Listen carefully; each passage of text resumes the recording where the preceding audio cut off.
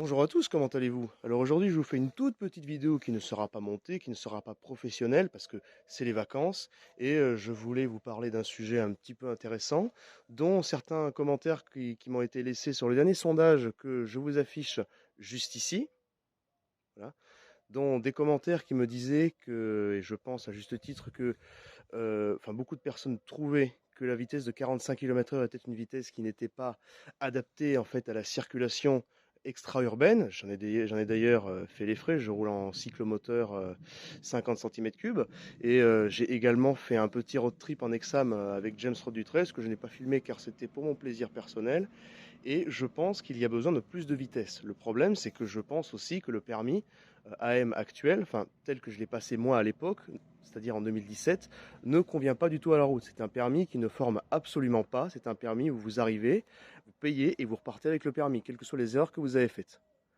Alors, premièrement, je pense qu'il faut, enfin nous devons demander et réclamer une augmentation de la puissance des véhicules sans permis.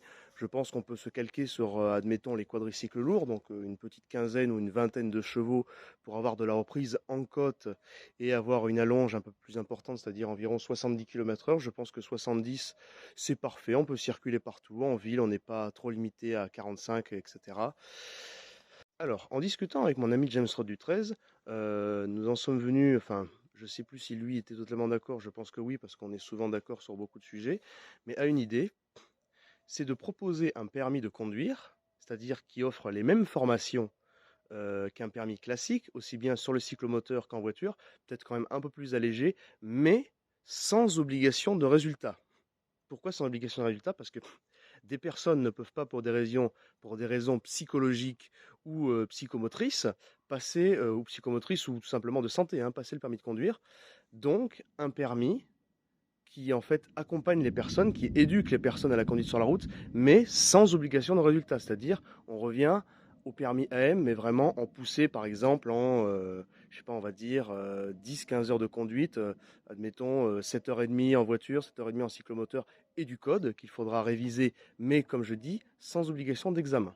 Donc en résumé, voici mes idées.